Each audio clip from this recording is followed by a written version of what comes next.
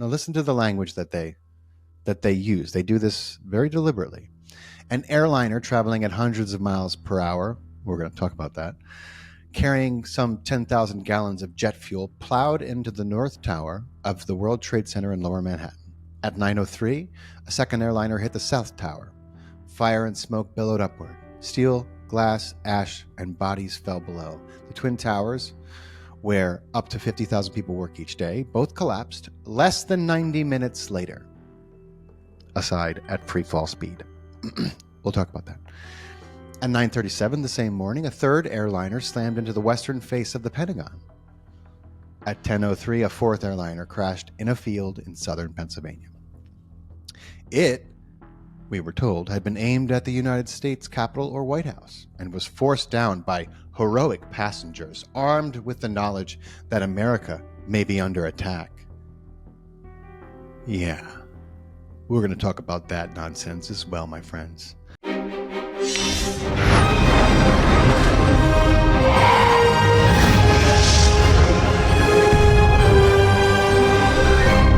Welcome to Far Out with Faust, everybody. I am Faust Checho, and today I'm excited to be bringing to you guys my long-anticipated, much-promised solo podcast on 9/11, the events that went into that. And as I have mentioned in my broadcasts and previous teasers, the word impossible comes to mind. And I'm going to put that in the title somewhere because I'm going to be presenting to you guys a compilation of everything that we've been told about that day. And in part one, we're going to focus on just the impossible, the impossibility of everything that we were sold. And then part two, we're going to circle around to the powers that be, the motivation and incentive they had, and some of the people who, in all probability, had a direct hand in the orchestration and execution of the events of that day and everything that led up to it, and particularly everything that followed. So, where to begin, my friends? This is going to be fun. Buckle up. So, we must begin, as absurd as it is, we must begin with the official narrative, right? What we've been told. Just to review now, okay? Before we dive in, let's review, shall we? The conclusion of the 9/11 Commission, as you guys, if you subscribe to me and follow me, then you already know commissions is where the truth goes to die, okay? And the 9/11 Commission was absolutely no exception. The 9/11 Commission, we were told, and this was driven into our heads endlessly, incessantly, traumatically, over and over and over, with media coverage of those planes crashing and buildings on fire. They do this on purpose. You guys know that. You guys who follow me know their tactics. And it was gruesome, and they showed it to us again and again. But here, let me just, it was 8:46 in the morning, September 11th, 2001, and the United States had become a nation transformed. Now listen to the language that they use. They do this very deliberately. An airliner traveling at hundreds of miles per hour, we're going to talk about that, carrying some 10,000 gallons of jet fuel, plowed into the North Tower of the World Trade Center in Lower Manhattan. At 9:03, a second airliner hit the South Tower. Fire and smoke billowed upward. Steel, glass, ash, and bodies fell below. The Twin Towers, where up to 50,000 people work each day, both collapsed less than 90 minutes later. Aside at free fall speed. We'll talk about that. At 9:37 the same morning, a third airliner slammed into the western face of the Pentagon. At 10:03, a fourth airliner crashed in a field in southern Pennsylvania. It, we were told, had been aimed at the United States Capitol or White House and was forced down by heroic passengers armed with the knowledge that America may be under attack. Yeah. We're going to talk about that nonsense as well, my friends. More than 2,600 people died at the World Trade Center. 125 died at the Pentagon. 256 died on 4 planes. The death toll surpassed that of Pearl Harbor in 1941. Now, let's talk about the psychological warfare of this from the beginning. Okay, we were told this was the transformation of America, and it was. And we're going to talk about how, and it was not certainly for the better, not for us. Let me remind you what the warmongering neocons and neolibs at Project for a New American Century had written in a report in the year 2000, almost 1 year to the September 11th attack dates.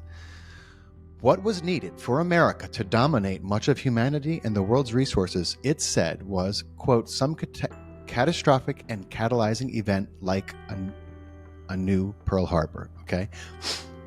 And that's exactly what they went about making sure happened. So, we can get into, and you've heard, if you subscribe to me, you know that the notion that there are surprise terror attacks on Western society of any multitude is fantasy. In fact, fantasy has much more of a possibility of being real. Like if you believe in the tooth fairy, there's much greater probability that the tooth fairy is real than the United States was surprise attacked on September 11th, or Israel on October 7th, for that matter. If you understand the technology that we have, the espionage capability that we have had for decades, if you understand that there is not a single conversation taking place on the planet that they can't listen in on, that they have every ability to and have had this for some time, they could photograph and count the hairs on your head from space. Walls are no prevention. They know who's who and where's what. They can listen in on conversations happening inside buildings, even underground. They have done this. The technology has long existed. So get with the times, my friends. You have to understand the rules of the game if you're going to be able to see what's happening in reality. None of us really, I mean, I was more of in a much more delinquent phase when this happened. But even I was like, what the? But anyway, now we need to know better because they're still doing it, okay? They're still doing these. They're still pulling these false flags. Now, people, don't be confused about what a false flag is. America knew full well what was happening, okay? And if you doubt that, let me just share just a little tiny clip with you just to get the ball rolling, okay? Was not specific as to time, nor place, nor manner of attack. No specific Bullshit. threat involving really domestic operation or involving what happened, obviously, the city's airliner and so Bold-faced forth. lies. There were no warning signs that I'm aware of that would indicate this type of operation in the country. All these statements are false. A joint congressional inquiry on September 11 has revealed that, in spring and summer of 2001, there had been a flood of warnings about possible terrorist attacks in the United States, some using airplanes as weapons. In fact, as reported by the New York Times, American aviation officials were warned as early as 1998 that Al-Qaeda could seek to hijack a commercial jet and slam it into a U.S. landmark. No shit. The London Times has revealed that the British MI6 warned the American intelligence services about a plot to hijack aircraft and crash them into buildings 2 years before the September 11 only attacks. 2 years to prepare? Russian President Vladimir Putin has said publicly that he ordered his intelligence agencies to alert the United States last summer in 2001 that suicide pilots were training for attacks on U.S. targets. German intelligence alerted the CIA in June 2001 that Middle Eastern terrorists were training for hijackings. Are you getting the point? The Sunday Herald has confirmed that Britain gave President Do you Bush understand? a categorical warning to expect multiple airline hijackings 1 month before the September 11 attacks. There is no Then there was the surprise infamous attack. August 6th memo. President Bush was told in August that Osama bin Laden might be planning an attack involving the hijacking of U.S. aircraft. It's titled, Bin Laden Determined to Strike in U.S. The two-page memo I bet you states, Bush was very surprised. FBI information indicates patterns of suspicious activity in this Really? country. consistent with preparations for hijackings or other types of attacks. Maybe it's no coincidence that the FBI advised their own boss to stop flying commercial airliners as early as 6 Hey, boss, weeks before maybe you 9/11. better. Why is the Attorney General of the United States doing all his air travel by specially chartered jet? The Justice Department cited what it called a threat assessment by the FBI and said Ashcroft has been advised of his term. Knowing that the attacks were imminent, knowing that they might involve hijacked Good airliners, question. but not knowing where and when they could happen, would have been Anyway, that's just. We're just getting the ball rolling here, my friends, okay? Just so you know, I don't know, dozens of countries warned us years in advance, leading up to months in advance, weeks in advance. Guess what? The U.S. wasn't taking any calls. You know why?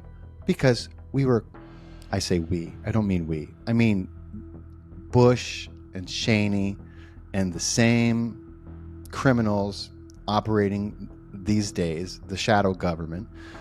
They were the ones doing all the orchestrating. Every intelligence agency catches wind, but they don't. You understand that there's plausible deniability used at every step of the way, right? So they don't know, but they're going to tell people just in case it's real.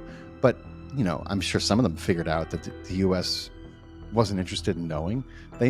They know our tendencies. We weren't interested in knowing about Pearl Harbor, were we? No, we pretended like we never got that call. Same with the Lusitania. Anyway, let's get into this, guys.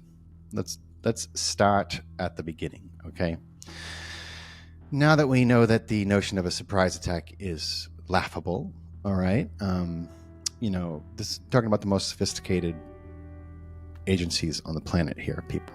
Okay, it's just let's get into the impossibilities, the nonsense, the no sense, the nonsense. Okay, now I was debating about how I put this off so long, guys, because there's so much information. I mean, it seems impossible that there could be this much belligerent, just complete, unbelievable aspects of this that make the whole thing seem like they couldn't have really convinced people that this happened the way it did, could they?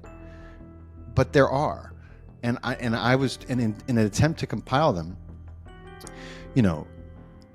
Where to focus on is a very big challenge, and anybody who has done this research can tell you where to begin. It's a mountain of shit. It is a mountain of bullshit is what it is. There was the NORAD exercises. Just coincidentally, on the morning of 9/11, they were another mind-blowing coincidence. NORAD, the North American Aerospace Defense Command, was conducting military exercises all over the northeastern United States that day. How fucking convenient. What does that mean? There was war games happening, okay? Simulations of hijackings. Simulations. Practice hijackings. Okay? When they do that, they act like there's a real one. Oh, guess what that does? That really throws a monkey wrench if there's a real one, doesn't it? How convenient. Did the hijackers know that? The hijackers. We're going to talk about them. You can imagine that there was a complete clusterfuck of disarray when calls started to go out in the morning in the midst of this entire coastal exercise that there were real hijackings happening. Did they call off the exercises? No. They didn't call off the exercises. Of course not. That would have lessened the confusion and actually enabled America's protocol response to hijackings, which is to get our incredible, Air Force F-16, state-of-the-art technology deployed in a heartbeat on those hijacked planes. That is the protocol, guys. But they couldn't do that. You know why? The whole fleet just was inconveniently out of place, out of gas, and out of time. And they made sure of that. I promise you. Every step of the way. I could spend 3 hours talking just about that. So there was the NORAD circle jerk happening. the NORAD exercises happening. How very, very convenient. We didn't shut down all you need to know is the exercises were never canceled. They were never shut down. The hijackings happened. Their calls went out. They didn't call off the exercises. Of course they didn't. Just as George Bush didn't leave the room talking with the kids because they knew there was no emergency for them, okay? And they weren't going to call off the exercise because that would have lended a little bit of organized response to what they needed to be a complete fucking debacle. Obviously, all of this frustrates me. So, there's a lot to get into. Let's move on. I want to get into some. I'm going through some of these things that you need to remember, but I'm getting to the impossible. I'm getting to the biggest things that you can hang your hat on, so that you know that every fucking thing that you've been told about that day is complete and utter bullshit. It is impossible in so many ways, and I'm taking today. I'm going to lay out what I feel is the most, strongest way to show you just exactly what I mean but when I say impossible. Okay. Obviously Rumsfeld and Cheney, those two guys, those two career criminals, fucking dirty rats. What they did, how they got so close with Bush. Their job in the CIA and in Washington was making sure that none of the CIA's misdeeds and atrocities leaked out into the public sphere. That's what those guys ran damage control for a long time. That was their job. How do you think they got to the highest office in the United States? That's how you get to the highest office in the United States. Okay? Particularly if you're working for a Bush or a Clinton. Anyway, let's talk about this. It just so happens, and everybody knows this. Most people, God willing, know this. What was the genius leadership doing on leading up into September 10th? We had a press conference. Remember that press conference? Rumsfeld, washing his hands and saying, "I have just trillions of dollars have disappeared." Oh, why wasn't the head of our national defense taking command from the start of this? Well, maybe he was looking for the couple $1 trillion that the Pentagon decided they were going to announce to everyone that they misplaced. Anyway, over at the White House, an even stranger situation was brewing. As the Transportation Secretary Norma Mineta testified, I'm going to show you that in part 2. Some of you already know that little bit that I'm talking about. Let's talk about, so we have to get into the physics of this, okay, guys? Because it's fucking ludicrous. Absolutely ludicrous. Okay, let's start with, should we start with the planes or the hijackers? I guess it doesn't matter. Both things are impossible. Let's start with, okay, the hijackers. Where's Waldo? Let's start with the hijackers, okay? Now, besides the fact that it has come out that the alleged hijackers, I say alleged because, well, you'll see, that there was almost every single one of them had direct ties to the United States government, and approximately 5 of the 19 alleged hijackers were on each of the flights. Right, doing the math, 4 flights, 19. So their names should have been on the passenger list.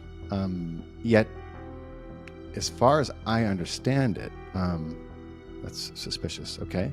So let's run the gamut of actual evidence versus superficial evidence plans, okay? Because like everything the government gets their hands in when they're false flagging an event, you have what you would call an orgy of evidence. Well, what some people might call that. But it's, basically I'm talking about like evidence for fucking dummies. Evidence for morons. Like, when you're trying to pull off a caper or, a devastating, catastrophic, world-changing event like 9/11, you tend to be in a mild state of fight or flight. And so not a lot of thought goes into knowing that you own the media. You don't need to be sophisticated about the evidence that you plant. You just need to be fucking on the nose with it. Like, for example, Muhammad Atta's passport surviving the plane crash when even the towers didn't survive the plane crash.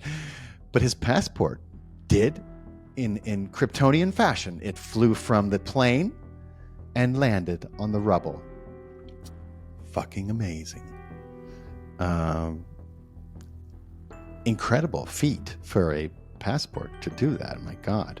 It must have been created on Krypton. It must be where Superman's from. Anyway, let's talk about these fucking absurd evidence plants, okay? So let me check something here. Okay, good. I want to make sure I'm not sharing my screen when I should be talking to you. Okay. So we have the passport. Everybody knows the passport. I mean, there's a perfect example. I mean, it's like the bullet, Kennedy's magic bullet they found on Governor Connolly's fucking stretcher. This is the same people, same tactics, same absurdities, same nonsense, same impossibilities. Okay. I mean, for 6 months, they claimed that this passport was proof of the narrative that the hijackers were Arab, and they were peddling that, and they were running with that. And then a funny thing happened on the way to the New World Order. The guy whose passport they found on top of the rubble turned up alive and well, as reported by the BBC News on Sunday, September 23rd, 2001. Oops. God, I hate when that happens. God, some of these guys might be hard to find, living in that part of the world. The United States says, yeah, this guy will do. No one's heard from him in a couple of years. Turns out he has a phone and everything, That phone call must have been fun for CNN. Hello, who is this again? Hang up. Anyway, now, some other absurdities, all right? We were told that both we'll get into the black boxes, okay? Black boxes, indestructible cases, okay? Incredible little feats of engineering they are. Remarkable things. Very, very, how about this? They've never been known to incinerate. Not ever. They've disappeared at the bottom of the ocean, but they've never simply evaporated. Okay. So let's continue on with the hijackers and these evidence, this fucking nonsense. So, like I said, they do this for the media. They know it's confusion. It sows confusion. It backs their narrative. They know that the media is going to run with it and ponder on it and pontificate about it and talk. Everyone's going to come up with their own opinion and theories, and they want people because that furthers their narrative. So Muhammad Atta was clearly chosen to use more than one intelligence insulting evidence plant, okay? Because it was his suitcase, by sheer coincidence, that was never loaded onto the hijacked plane. And it also conveniently fell right into the hands of investigators. I guess he forgot it. Yeah, it was conveniently filled to the brim with incriminating evidence, including a so cliche, copy of the Quran, a video titled How to Fly a Commercial Plane. Oh my God. I would have loved to press play and see what the fuck was on that video. And a fuel consumption indicator. Do you understand? They put a fuel consumption indicator in his fucking briefcase and then tried to tell you that he did that. That's like, a nozzle, like a physical. This is just fucking, it's beyond insulting. Okay. Why would he pack that with a video and a Quran? Okay. Obviously he wasn't planning on reading it again or watching the video. Okay. Anyway, 2001. You got to understand that this is a hardware gauge. This is it's a fuel gauge.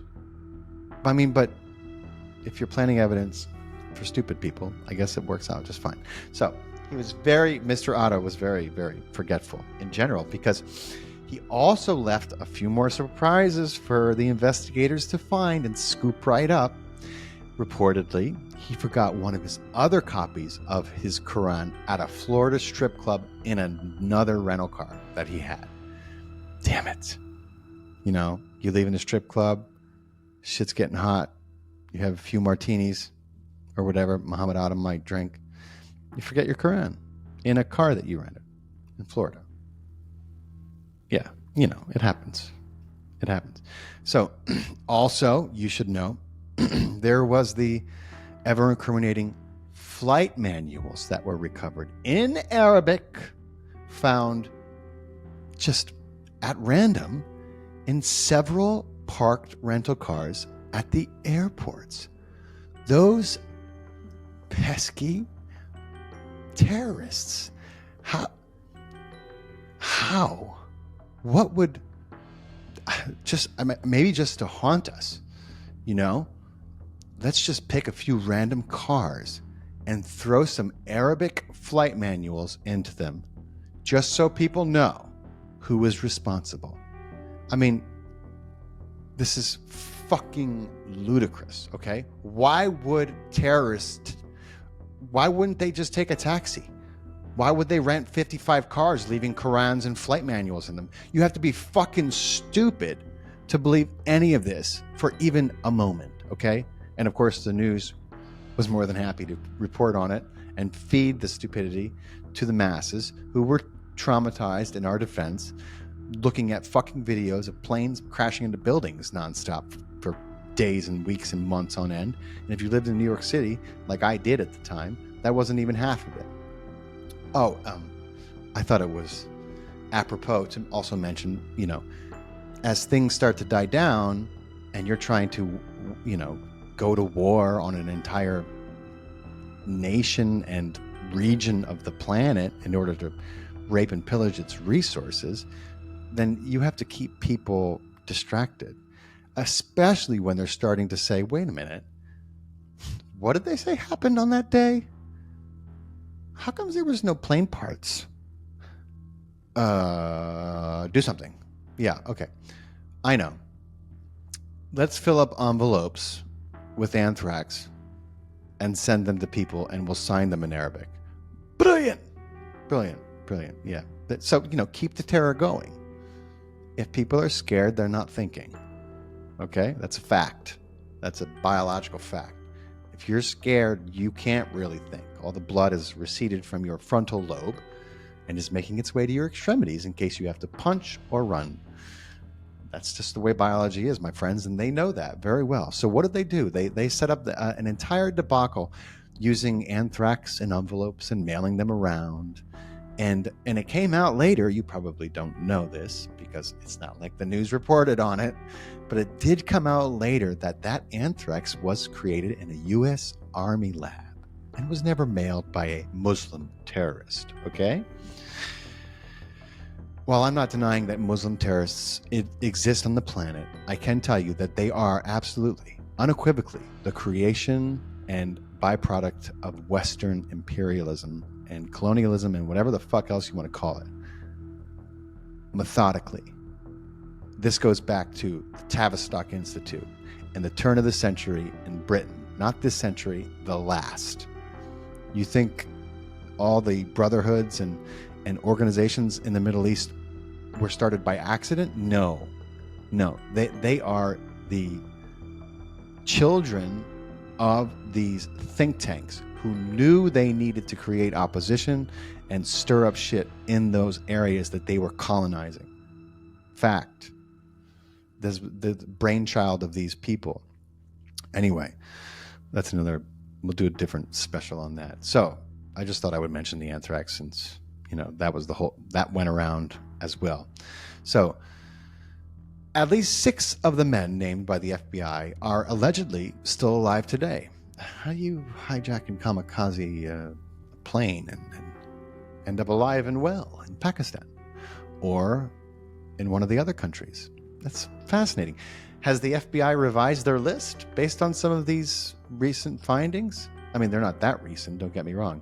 Of course not. No, they're not going to revise their list. They're not going to change their Wikipedia page on what happened. No, they don't want you to know what happened. Okay?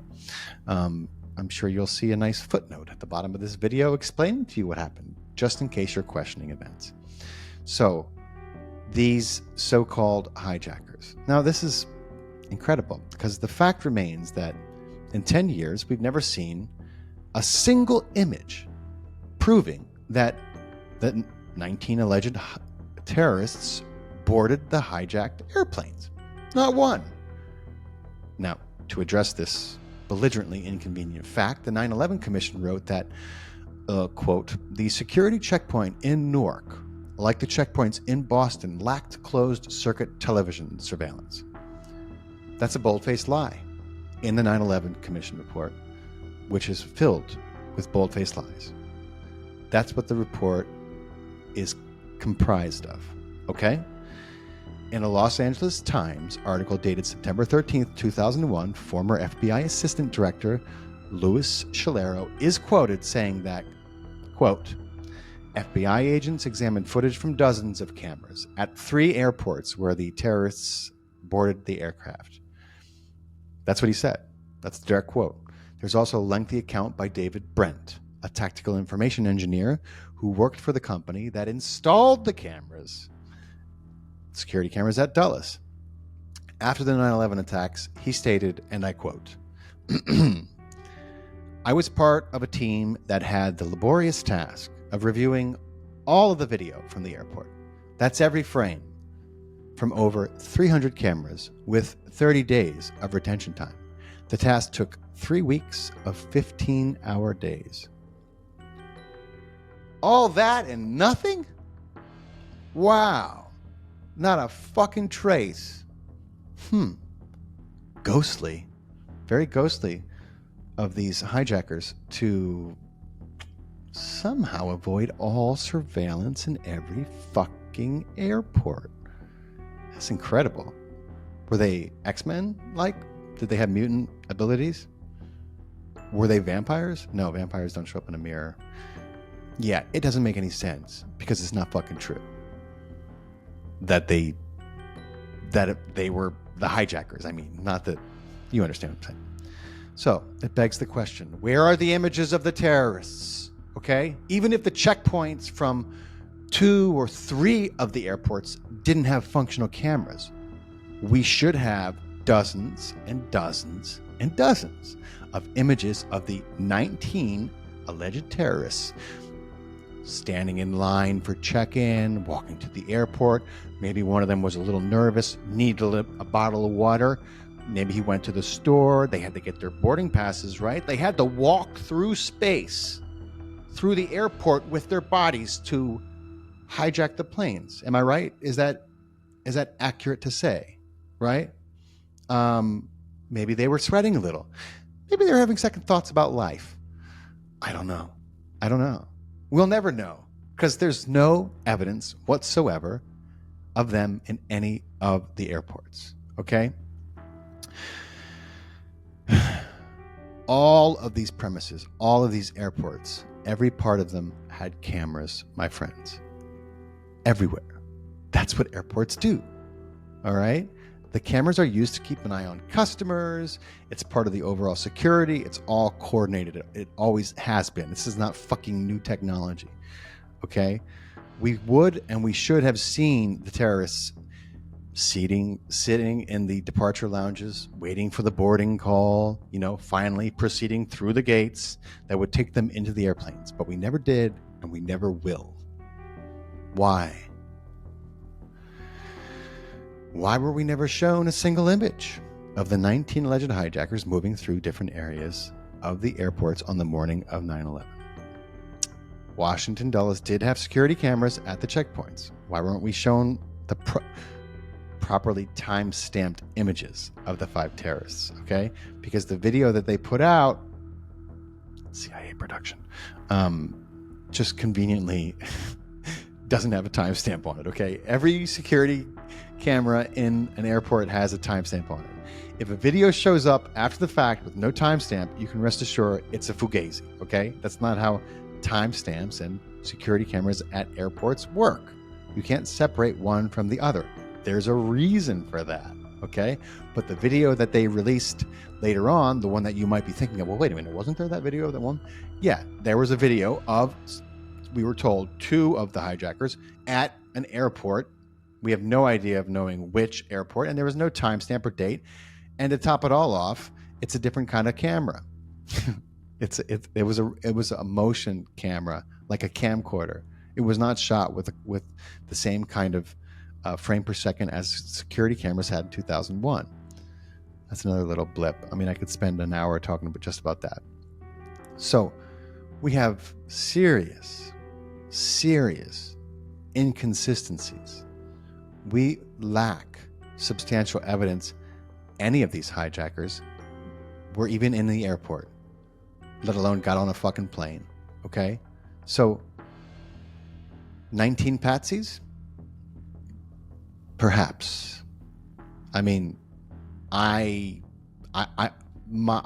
conclusion and opinion I've come to, my conclusions will always change as I review more evidence. And it has changed dramatically even since I've been doing this last deep dive on this, is that these hijackers were patsies, that they never actually went to the airport and boarded these planes. Okay. I have personal opinions about how this was pulled off, and it has nothing to do with Arab or Muslim or Islamic hijackers. Okay. Yeah. Anyway, let's move on to the next completely fucking impossible feat of the day. Now, the planes. The planes. What about the planes? So a lot of people don't believe there were planes. Okay? There was something. I'm not one to believe that the planes were interspliced in after the fact. Okay, there's a lot of video, and not all of it from, media of planes crashing into the fucking... They needed the planes. That was all part of the plan. Anyway, listen. The planes, guys, the planes. Do you guys understand that there was a plan way back in 1962 called Operation Northwoods, okay? It was proposed to John F. Kennedy by the Joint Chiefs of Staff of the United States of America, among many other sick and twisted false flag scenarios, in order to justify an invasion of Cuba. So way back in 1962, back when the government and the military-industrial complex had not created a plausibly deniable state of participation for each part of the governments, they were still, muddying the waters here, which is why what happened to John and Bobby afterwards happened. But this was a proposal, fact, to hijack a commercial airliner and replace it with what? With a drone. Good idea. That was an idea that they had to help justify a war in 1962. Table that. That's a good idea. There was a lot of real twisted ideas in Operation Northwoods. Bomb a cruise ship, hijack a... So, good plan. They found a use for it, I believe, in 2001, finally.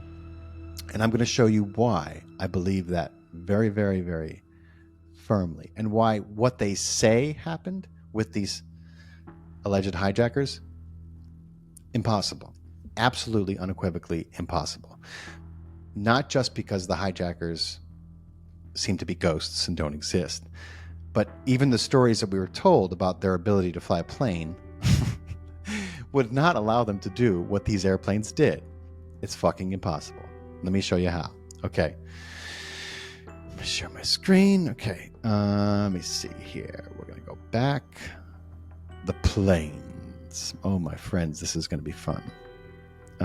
So, let's see here. The planes. So, the VMO of a plane is the max operating velocity. Okay, now this is very important to understand why what happened is impossible for a commercial airliner. Now, a reinforced military drone built to look like a commercial airliner and being flown by remote, now we're talking. And I'm going to show you the behavior and the physics-defying feats of these planes, which back up that claim. But one thing is for certain, no commercial airliner piloted by, complete amateurs with no ability to even fly a commercial jet could have done what they said these planes did and what these planes were recorded to have done. So let's talk about this, okay? This is fucking mad. The VMO is the max operating velocity, okay? The rule is never. Now, I'm just trying to think if I should explain this to you or if I should show you a video, which I'll do both. So you, as a human being, you understand, you've felt the difference between moving on the ground and moving underwater. Big difference, right? So if you were to strap a rocket to a human and send him rocketing underwater at 100 miles per hour for a couple miles, you would see that rocket, when it stopped, the human would be hardly recognizable, okay? Because the force and resistance of the water would obliterate that person strapped to the rocket. It would be a dangle of limbs if it was still connected at all. This is also the reason why, if you jump from a bridge that's too high, when you hit the water, you might as well have jumped onto concrete. That the resistance is great, and the thicker the medium, the greater the resistance. All right. So the same thing applies to airplanes, my friends, and pilots will tell you this. At 30,000 feet, the air is very thin. All right, and an airplane can easily and safely travel at speeds of upward of 500 miles per hour. That's why they gain the altitude they do and can go as fast as they do. Thin air means that there isn't much resistance to worry about. However, as soon as that plane begins to reduce its altitude, it also has to reduce its speed for the reasons I was just telling you, okay? Atmosphere gets thicker as you get closer to sea level. This is not something that is like, okay, sometimes it is. No, this is an always thing. This is a hard, fast rule. It's an absolute. It's a necessity. You have to reduce speed as you approach sea level, or the structural integrity of the airplane will not withstand the resistance. It will, in fact, fall the fuck apart. Okay? It's called the flutter effect, and every pilot knows it, because in order to get through school, they have to learn to be sensitive to it, and you'll crash every simulation that you come in too hot. Okay? Below 10,000 feet, altitude speeds are around 250 miles per hour. That is the recommendation. Now, each airplane has a specific maximum operating velocity. It's called a VMO. And the rule is never. It should never be exceeded at low altitudes. And never means never for a reason. All right. If the VMO of the plane is exceeded, it causes a flutter effect. It's called the flutter phenomenon. Okay, and it causes irreversible damage to the plane. I mean, you've seen pictures of what a fucking pigeon can do to a plane when you hit it that fast. When a plane starts to fall apart in midair, you're in a lot of trouble. Okay, and it can affect any plane. It's not. It's not even just commercial jets. But so I want to cue this.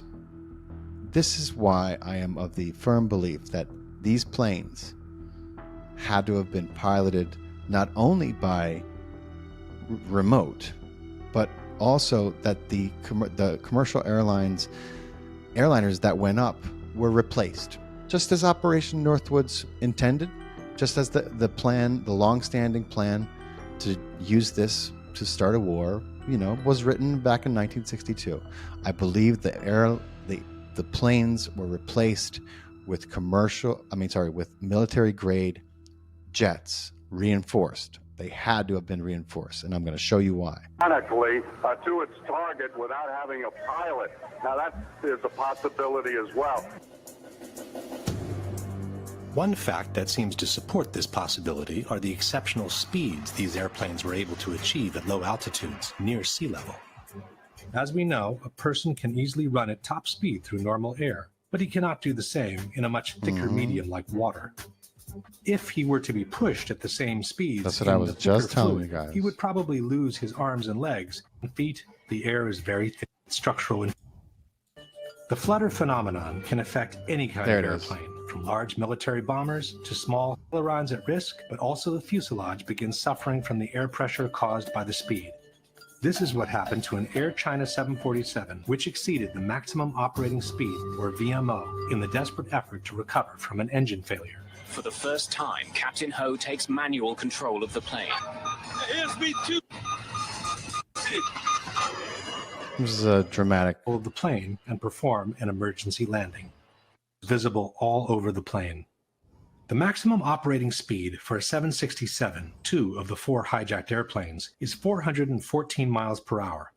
For the other 2 airplanes, the 757s, the VMO is even less, 402 miles per hour. Yet on 9/11, all 4 airplanes were flown at speeds close to or beyond 500 miles per hour near sea level without suffering any visible structural damage, while remaining perfectly under control all the way into their targets.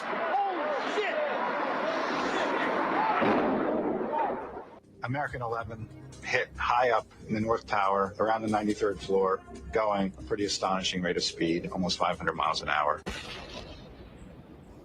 Here comes a very large target, descending rapidly, very fast. Diving very steeply and very fast. He's really moving. He was moving fast. United Flight 175, they never see streaking that. through the skies over New York at more than 600 miles an hour, barely missed colliding with another commercial flight. The back of my neck stands up when we talk about the hijacking. We watched the speed, very high rate of speed. I believe it was about 600 knots southbound, which was extremely unusual for an air carrier. According to the NTSB, during the descent from 12,000 to 6,000 feet, the aircraft ground speed remained between 500 and 520 knots. It then impacted World Trade Center Tower 2 at approximately 510 knots ground speed. 510 knots is 586 miles per hour. Fucking That's almost 200 miles per hour beyond the maximum operating velocity of a 767. So, do you understand that if you go past 400, you're going to start to flutter? They went over 200 miles per hour faster than that structural integrity of that commercial airliner could take. That is impossible. It's not just a little bit. Okay, well, I want to show you one more thing now. Hold on a second. Where is it? Where did it go? Magic airplanes. I think this is the one.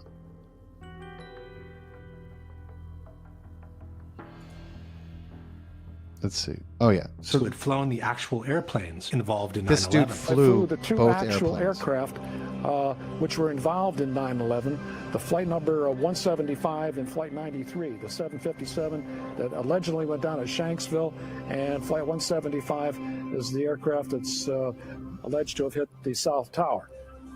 I don't believe it's possible for a terrorist, a so-called terrorist, to train on a 172, then jump in the cockpit of a 757, 767 glass cockpit, and vertical navigate the aircraft, lateral navigate the aircraft, and fly the airplane at speeds exceeding its design limit speed by well over 100 knots, make high-speed, high-bank turns, pulling probably 5, 6, 7 Gs, and the aircraft would literally fall out of the sky.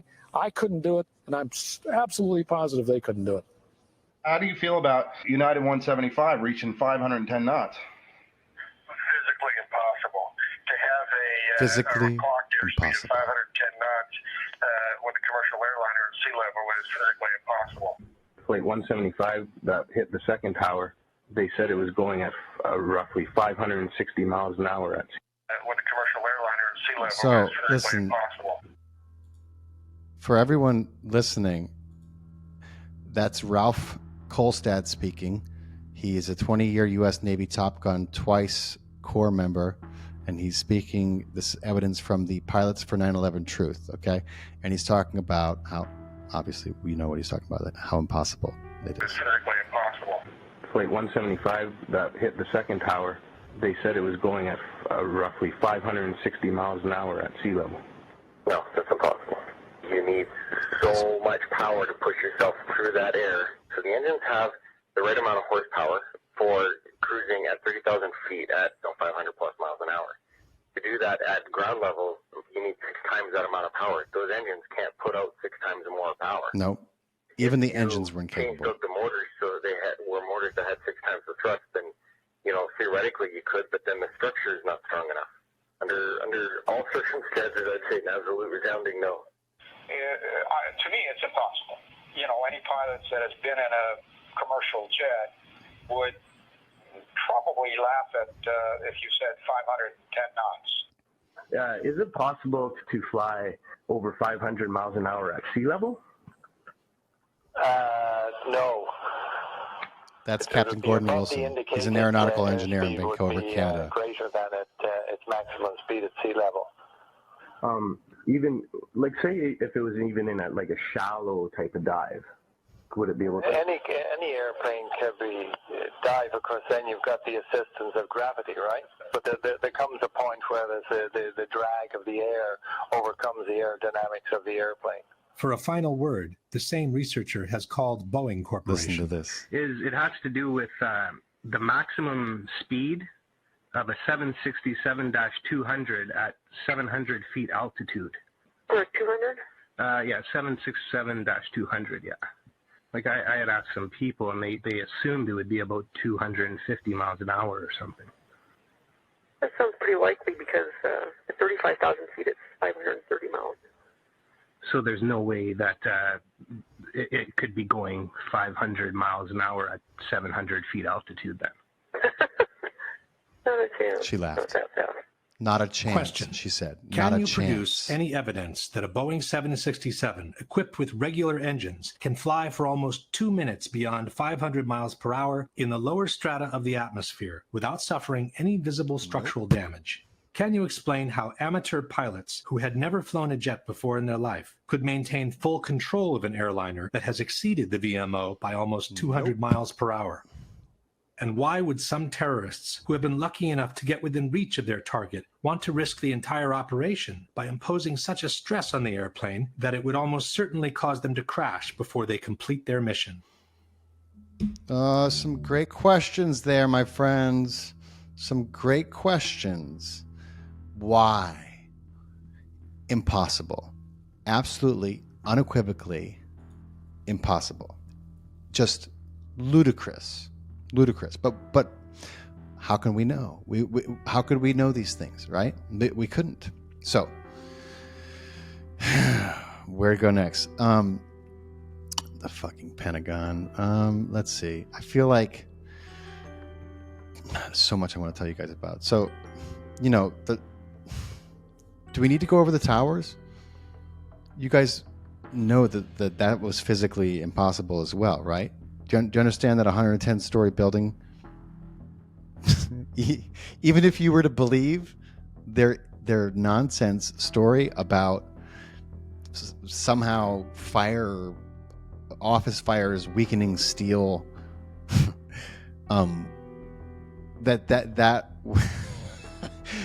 that could literally never cause a free fall collapse in a building, not on Earth, okay? Not as long as the laws of physics are in motion. Do you understand? It's fucking ludicrous. It's insane. The fact that so many people still believe it is a testament to propaganda and its effectiveness, not, physics.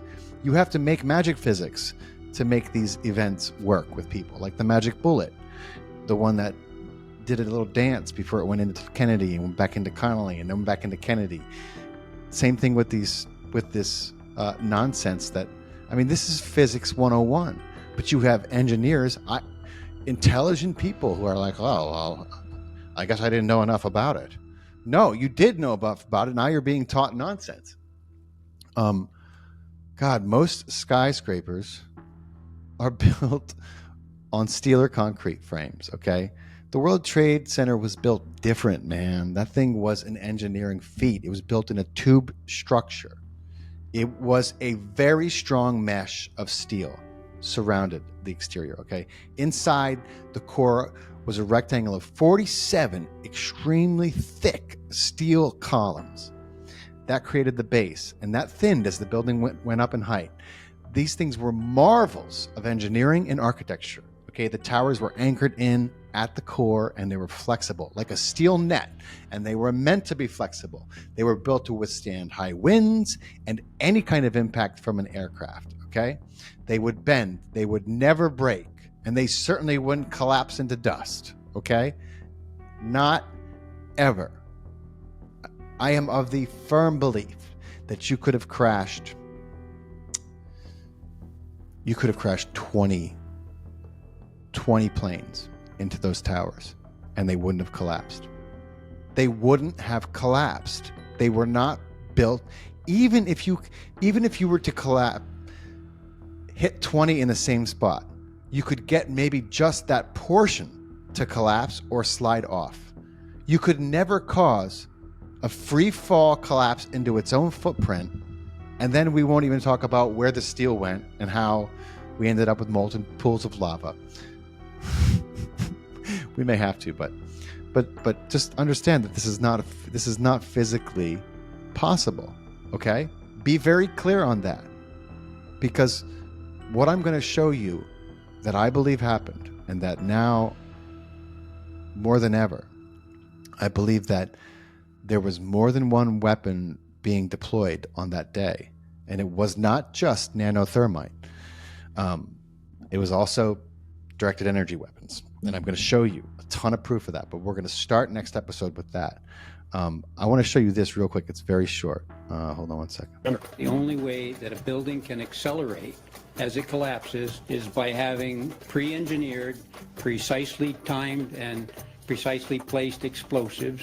In other words, controlled demolition. The collapse of the building was caused by controlled demolition. In fact, the evidence shows very strongly that there were explosives used in the way the buildings came down. We started running floor by floor instead of popping out. It was if they had detonated. Detonated. Plans to take down a building. Boom, boom, boom, boom, boom, boom. All the way down. Explosives are used to demolish buildings like this in just seconds. So we're looking at so it's a building controlled 7, demolition. What's the problem and then with that? an acknowledged Let's just controlled think about demolition this. side by side. Controlled demolitions cannot be Side by side. engineered and rigged in a day. It takes months. And therefore, this event must have been planned in advance. You think? You think? Okay, one more thing. Hold on. Oh, where is it? Maybe I don't have it. Oh, yeah. So, also, I promised you it was impossible. I'm going to show you why it was impossible. Absolutely, unequivocally. Because the laws of physics, they demand a reckoning. Okay? NIST received $20 million of taxpayers' money to determine why and how World Trade Center 1 and World Trade Center 2 collapsed following the initial impacts of the aircraft, and to this day, they have not done so. Taxpayer money. This is why Architects and Engineers has kept pressing NIST, asking them to publish their data in regards to the potential energy released during the downwards movement of the upper stories and the absorptive capacity of the intact structure below the collapsed zone. Structural engineers do this every day. This is not rocket science. You have the known weight of this building mass. You have what are known columns below it in order to resist it. you let it go in your models and you calculate what the resistance is. Why didn't they do it? Could it be because they knew darn well that it would not have collapsed at all? In fact, it could be suggested that NIST never explained the collapses by gravity alone because it would be impossible to do so without violating at least two of the most fundamental laws of physics. One is Newton's third law of motion, which states that for every action, there is an equal and opposite reaction. This means that two opposing forces will neutralize each other. In a head-on collision, the two cars absorb each other's kinetic energy and transform it into physical deformation or damage.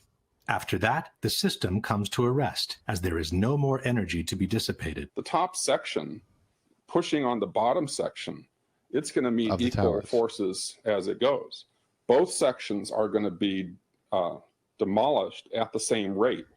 So by the time you've crushed up 15 stories below it, the top 15 stories are also going to be crushed. And so there's nothing left now to crush the rest of the building.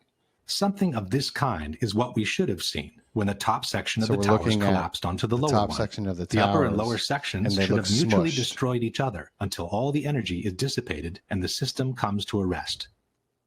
Alternatively, as shown in this experiment with two towers made of snow, the top section could have fallen off to the side after the initial collapse. Yeah, you just see in this example, what could not have happened falls off the side. A little tiny chunk of the building now we're looking at can't possibly fall and crush which is the entire towers collapsed straight this down. This is such a simple, fundamental concept that architects and engineers were astonished in seeing it totally ignored by NIST. This is high school physics, and our whole society is being led to believe that these fundamental laws of physics, hard He's science, a civil engineer, don't apply anymore. But even if we assume that the top section of the tower had enough potential energy to destroy the rest of the structure below, it could not have done so at the speed it did, which was near freefall speed. That would have violated an even more important principle in physics, known as the law of momentum conservation. This law states that the total energy within an isolated system must always remain the same.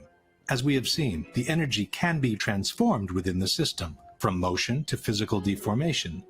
But for the deformation to begin, the velocity must decrease in order for one kind of energy to be transformed into the other. Did we see the velocity decrease? No new energy can be added to the system. No, we saw the One velocity particular speed example up. of momentum conservation is freefall. Okay. Freefall happens.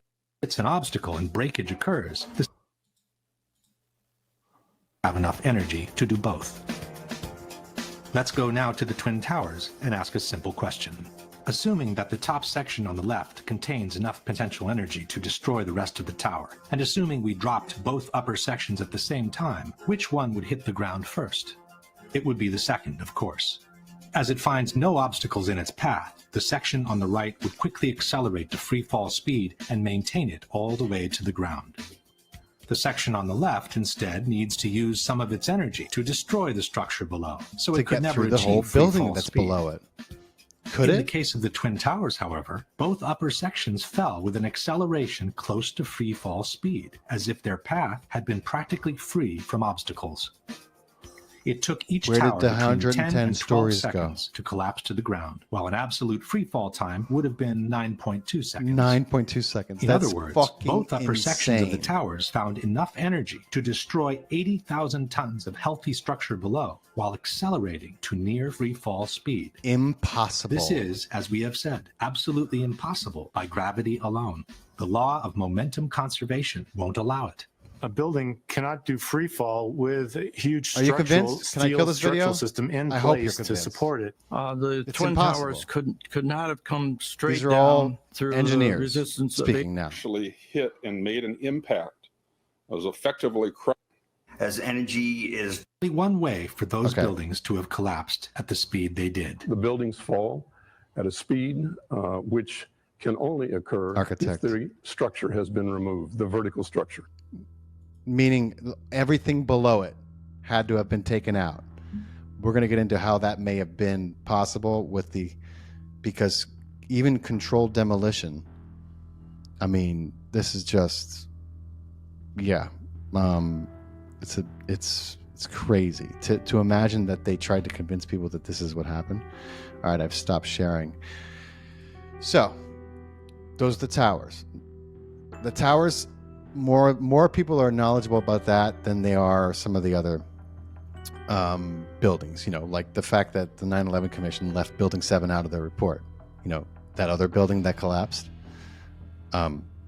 8 hours later, the one that wasn't hit by a plane that we were told collapsed due to office fires.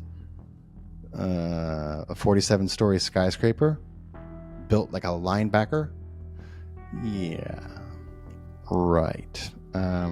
Ludicrous, man. Ludicrous. Okay, so, you know, they had the progressive collapse, the pancake theory. It's all bullshit, guys. All of that stuff defies the laws of physics, okay? And then there's physics about steel, all right? Just a recap. Steel melts at 2,700 degrees, 2,750 Fahrenheit, okay? And above. These temperatures are only attained in a blast furnace, okay? Or when a powerful incendiary such as thermite is used. Steel or any substance that is burned will never become hotter than the temperature of the fire or the heat that is applied to it. For example, an open air hydrocarbon fire reaches a maximum temperature of 1,200 degrees, okay? That's Fahrenheit. And that's in a dirty, uncontrolled burn, you know? That's a typical campfire, guys. And that's characterized by red and reddish orange flames, all right? Red and orange flames are what we saw on September 11th. Do you recall? If you're watching, I'm sure that we'll have some pictures of those flames for you. Even the fireball caused by the plane strike was red-orange, because of course that is kerosene, which is going to go up the moment it just like any fuel or gas, it's going to go up like that, like a flash. So, you know, math was never my strong suit, guys, but that's 1,000 degrees. Over 1,000 degrees. Too cool to melt steel. Not a few degrees, not a couple hundred. It's a fucking 1,000 degrees too cold.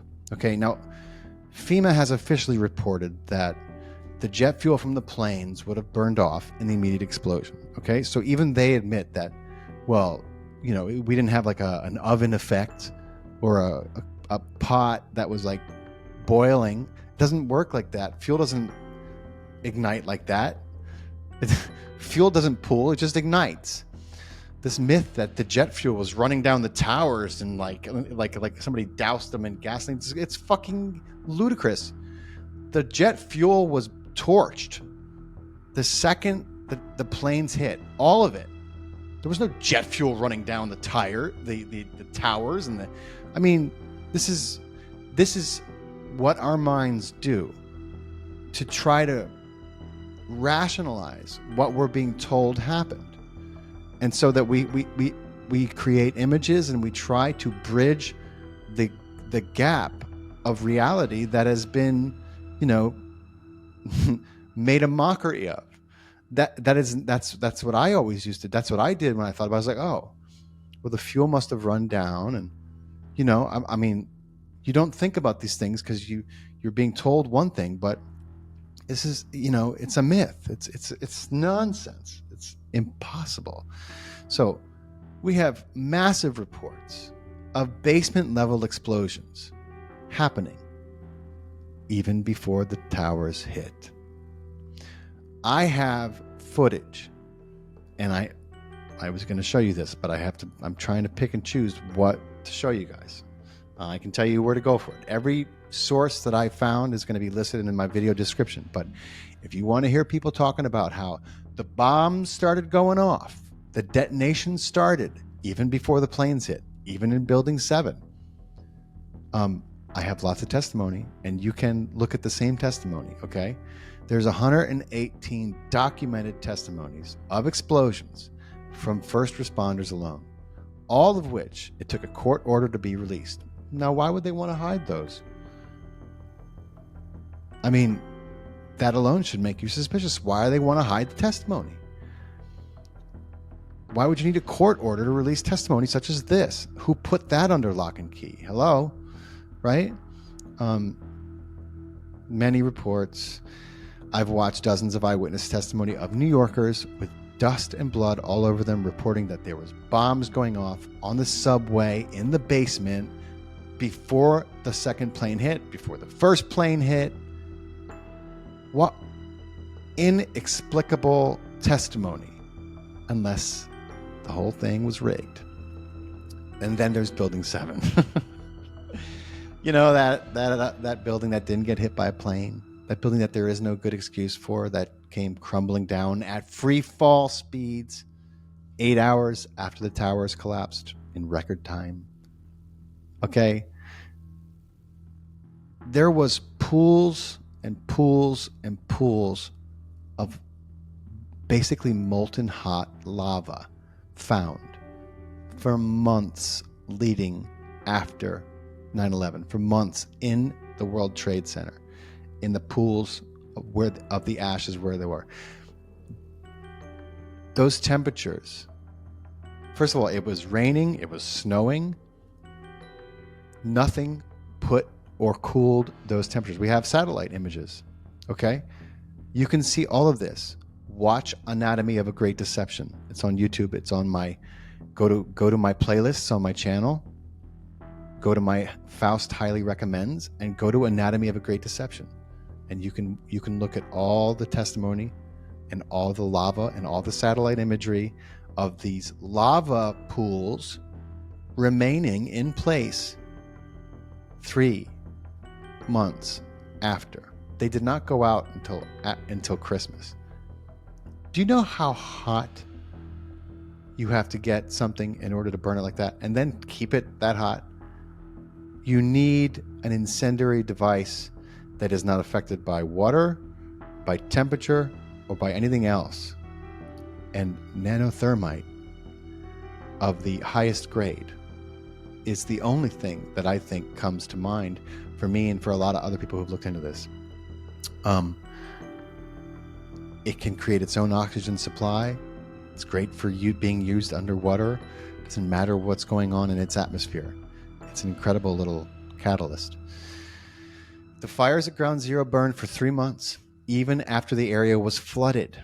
Okay? When you look at this fact alone, there is no physical explanation for it, my friends. Not even with everything we were told that happened. Okay? It's the only logical explanation.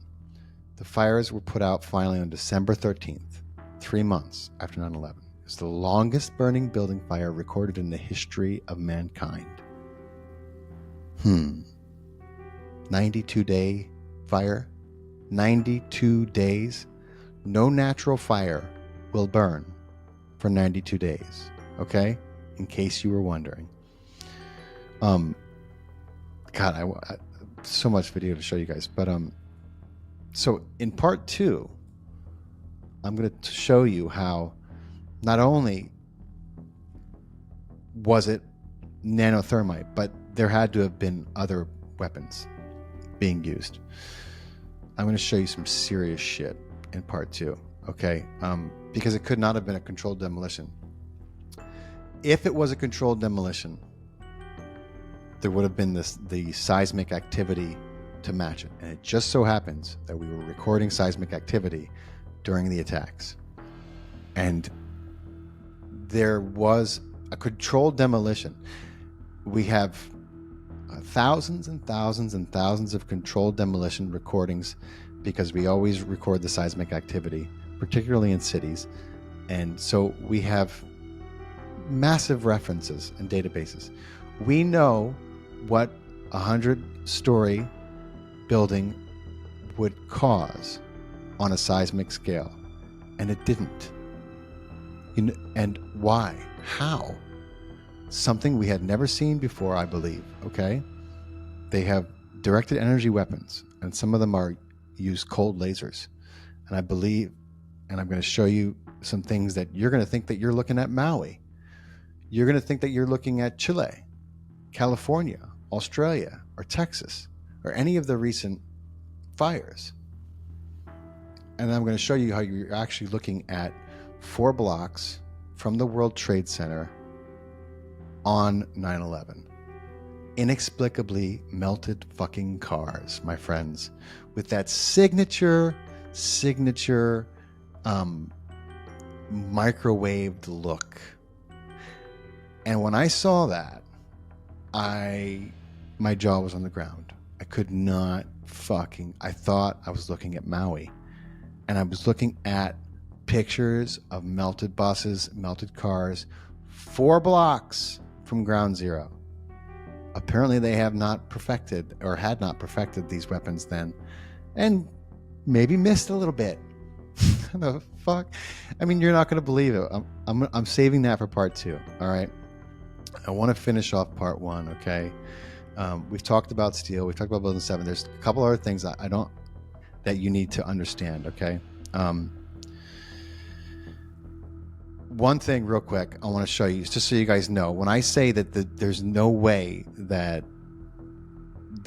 these buildings could have withstood any impact. I mean, from 20 different airliners. That's how well built they were. I want to show you guys a video real quick to back up that claim that I've been making that claim long before I saw this little bit of testimony, and it just validates my hypothesis and my theory. So I'm going to share it because it's worth sharing. Let's see.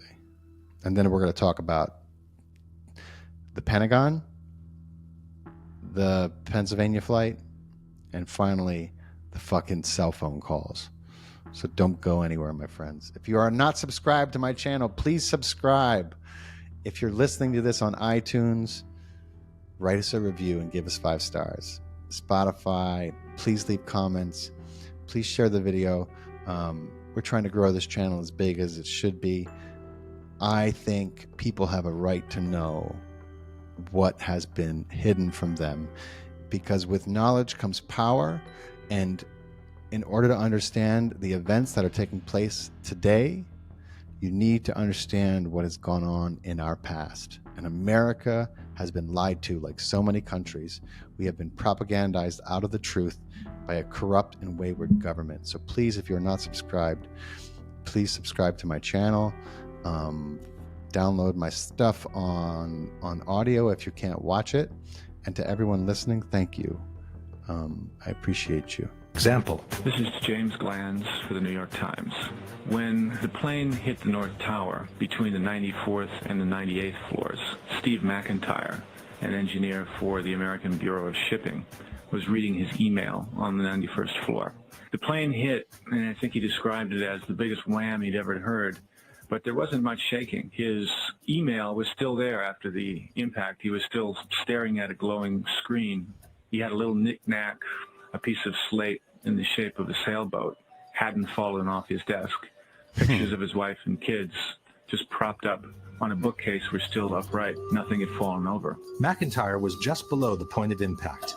If his pictures didn't even fall, why should the spray-on fireproofing have been detached from the steel trusses? That was one of the fucking bullshit reasons they said there was the collapse, was the trussels were destroyed by the impact. I mean, they had to come up with all kinds of ridiculous things. Okay, so there's that. So now, quickly, let's pivot. Let's get into Flight 93. Okay, this is crazy. Flight 93. So obviously, Flight 93 and the Pentagon flight had a few things in common, okay? Namely, there were no fucking plane parts to be found. How convenient. And the plane parts that were found after the fact and not on the site. So talking about particularly, Flight 93, that plane was carrying 10,000 gallons of fuel at the time of the impact, but there was no plume of smoke that rose from the ground when it exploded. And then there's the fact that there were no plane parts. Even I remember, I think I was freaking 20, 21 years old.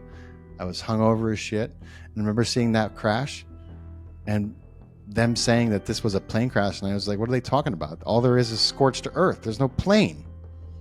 Even I noticed that. And I was a disaster that morning.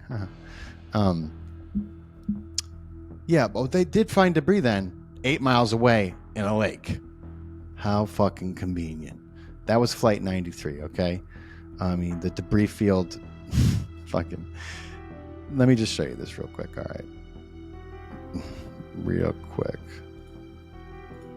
The debris field. And then I want to show you guys the cell phone calls and the Pentagon. The extension of the debris field is not the only fact suggesting a shoot-down. There are other elements that seem to confirm it. Standing there watching on TV, and the lights flickered in the building. About that time, we heard the engines roar, and we took off out of the building. As we were coming out from the office out through the building, the ground shook, and we heard, a big boom. Looked over and saw the big ball of fire. Flegel later told other people about the lights flickering. I was in Atlanta, and I was sitting there talking to another guy, and I was explaining to him about whenever we were standing in the office and the lights flickered and everything. And as soon as he heard me say that, he immediately stopped me and he said, well, I'm retired from the Air Force. He said, that plane was shot down. And I said, why? And he said, because whenever the lights flickered, they zapped the radar frequency on everything before they shoot. The mayor of Indian Lake also remembers the power going off just before the crash. Our power had gone off, and then we felt a tremor. It sounded like a missile came across our house. I mean, they were going that fast. The mayor of Shanksville, Ernie Stuhl, had something interesting to say. I know of two people, I will not mention names, that heard a missile, Stuhl said. They both live very close, within a couple of 100 yards. This one fellow served in Vietnam, and he says he's heard them, and he heard one that day. Oh. But who could have possibly shot the plane down? As far as we know, there are no witnesses who saw fighter jets near. Remember seeing the white plane before the crash, not after. About 11:30 that night, the FBI came, wanted to talk to me. They kept asking me how big the plane was. I said the plane, it was small, wasn't much bigger than my van that I saw, and that it went over top of me. And I said, you want to make sure maybe it was ours and not somebody else's. And then that's when he did seem to get a little nicer. Told me that it was a white Learjet. Someone was taking pictures. I said, before the crash? And he says, well, we got to go. John Flegel also saw the mysterious plane. Since Flegel arrived on the spot within a minute from the crash, the corporate jet sent by the air traffic controllers would not have had time to descend over the area yet, while the mystery plane was already getting away from the spot into the blue sky. We got there, like I said, probably within 45 seconds or a minute of impact. We were there. We were there before any firemen, any paramedics, or anybody. We were on site. When we got there, there was a plane flying up above, and he was smart. He flew straight for the sun, so you couldn't look at it and see exactly what type of plane or if it was a fighter or what it was. But we caught a glimpse of it, and as he was swinging, suspicious. He was basically traveling in the same direction as the plane.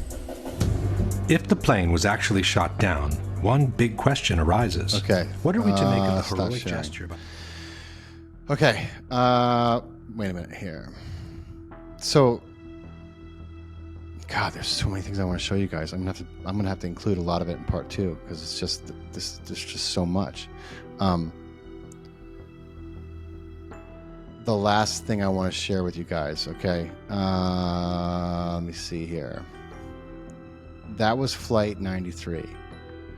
Both planes lacked debris. The Pentagon, okay, I'm just going to go over the Pentagon, and the rest I'm going to include in our next episode, okay?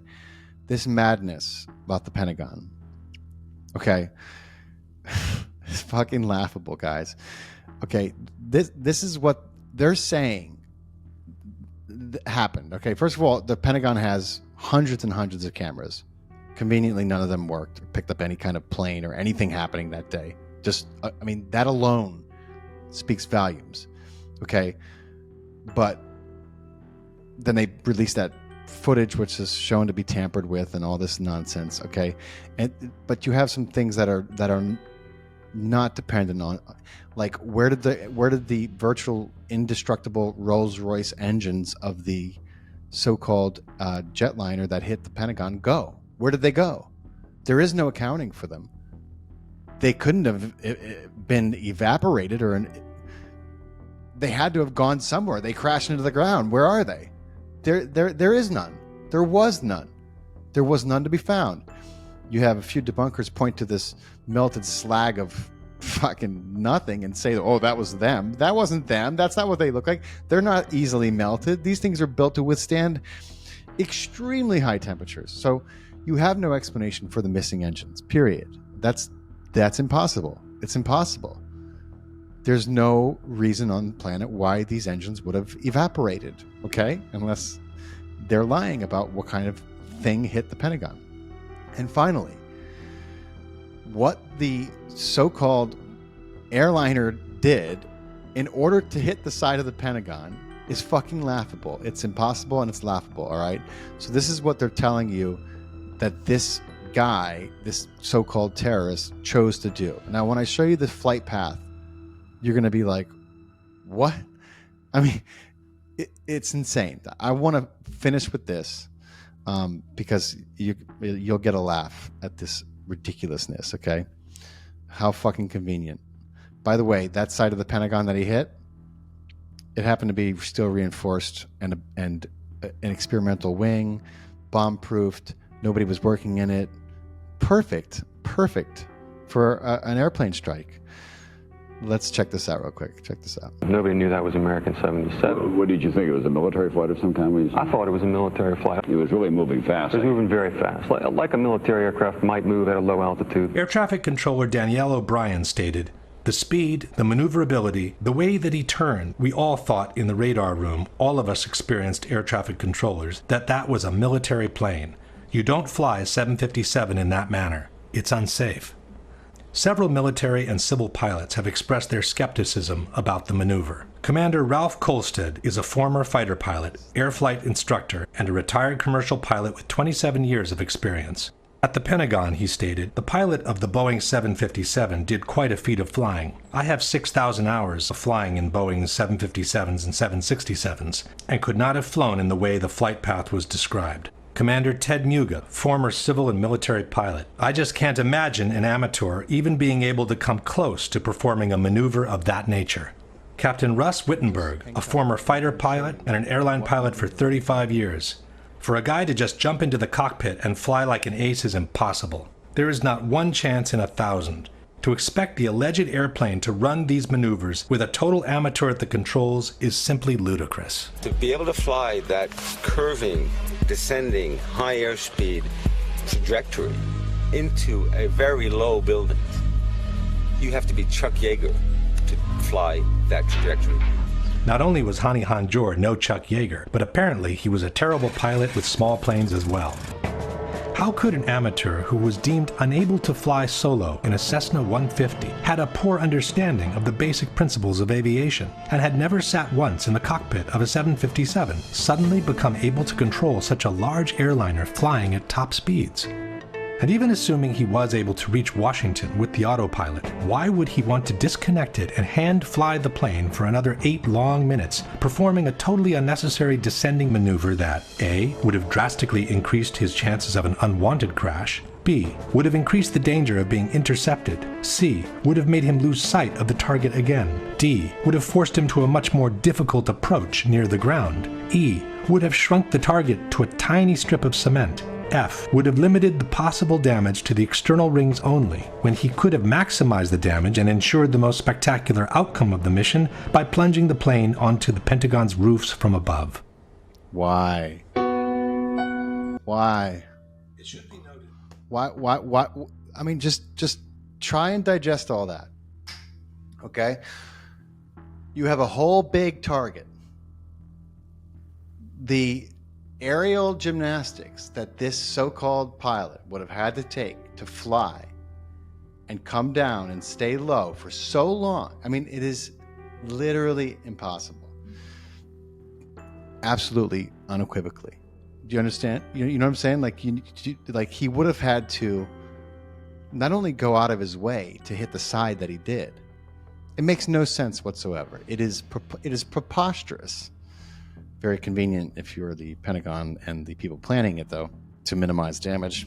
Hit the part of the Pentagon which has been reinforced with Kevlar and steel. God. So, my friends, there's a lot more. There's a whole lot more.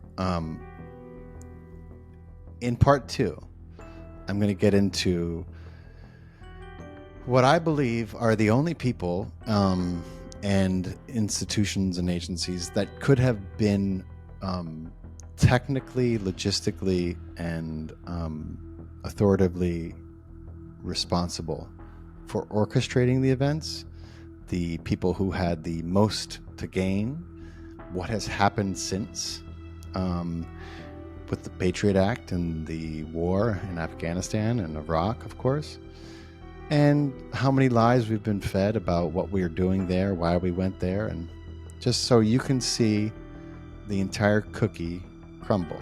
You know, that's what I'm trying to do. I hope you've enjoyed this presentation. I didn't get into everything I wanted to, but thankfully I have part 2 to cover anything I missed. If you enjoyed this video, please leave a comment and let me know. I enjoyed doing this kind of work for you guys, and it's a pleasure. And stay tuned for part 2. Make sure you're subscribed and you hit the alert notification so you know when it comes out. And let me know in the comments if you enjoyed this presentation. I hope I was able to streamline some of the things that I feel are most, important to realize just how impossible everything was that day. God bless you all. Much love to you guys. Stay safe. Be ready for part 2. It's coming soon. Much love, guys. Thank you so much.